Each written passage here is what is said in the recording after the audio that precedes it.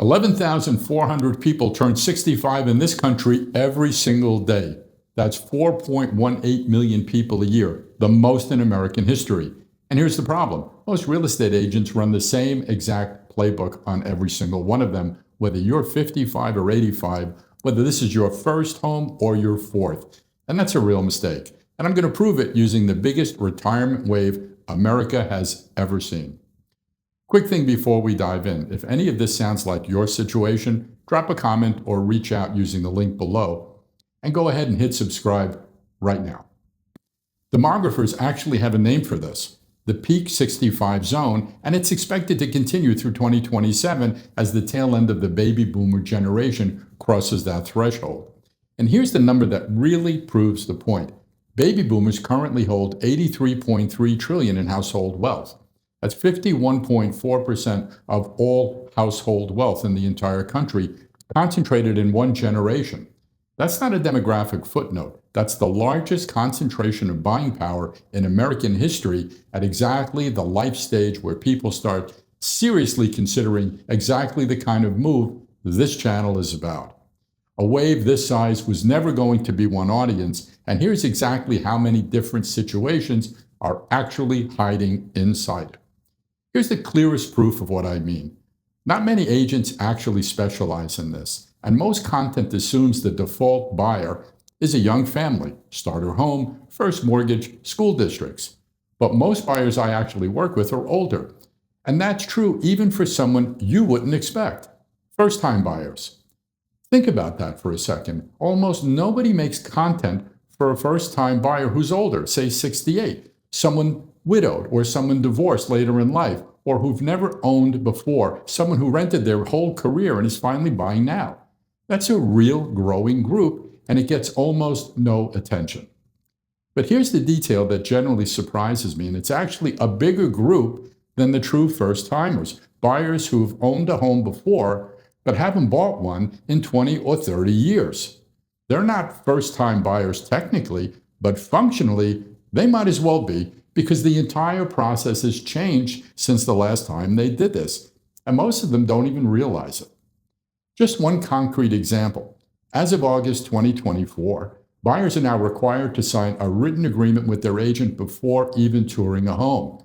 That's a real federally mandated change from a national legal settlement, not a local policy update.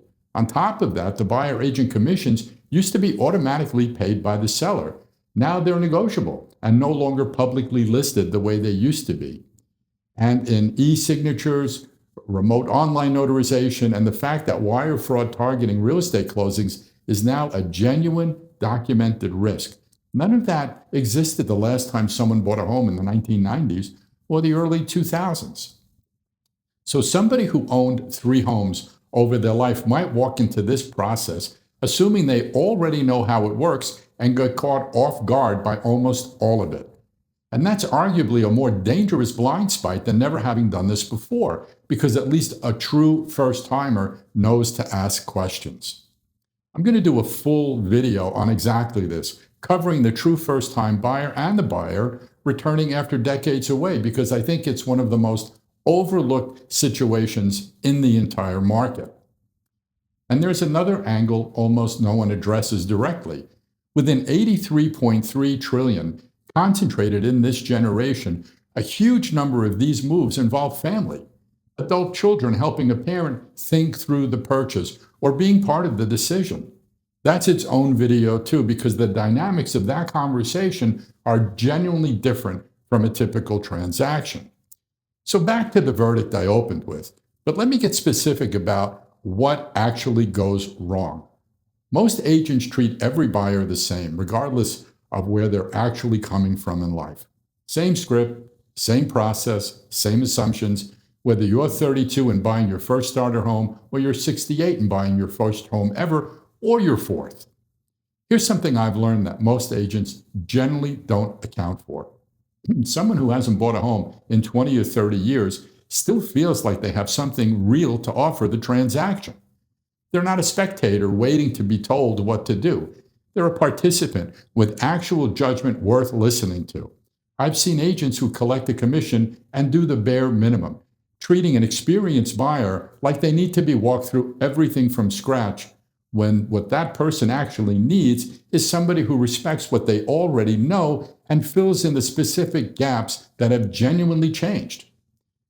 Same thing on the family side. I've worked with couples where the wife knows more about kitchen layouts, traffic flow, and what actually makes a floor plan livable than plenty of agents who sell homes for a living. It's not a knock on agents generally, it's just true. A good agent should recognize that and lean into it, not talk over it. That's the real difference. It's not just that this wave is big and diverse in theory and that most agents don't actually adjust to who's actually standing in front of them. Recognizing that and specializing in it is what sets the right kind of guidance apart from the generic version. So here's the real verdict. Whatever your specific situation is within this wave, you deserve an agent who actually sees it, not one running the same script on everyone. If what I just described sounds like how you'd want to be treated, that's the actual point of this video. If you found the video that actually matches your situation already, great. That's exactly the point.